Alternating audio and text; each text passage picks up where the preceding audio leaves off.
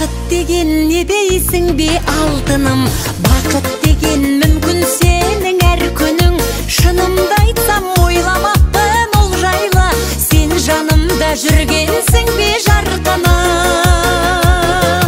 Бақыт жайлы ойлама, бақытты бол жай ғана. Ең бақытты жанды көр, қарағанда айнаға. Бақыт жайлы ойлама, бақытты бол жай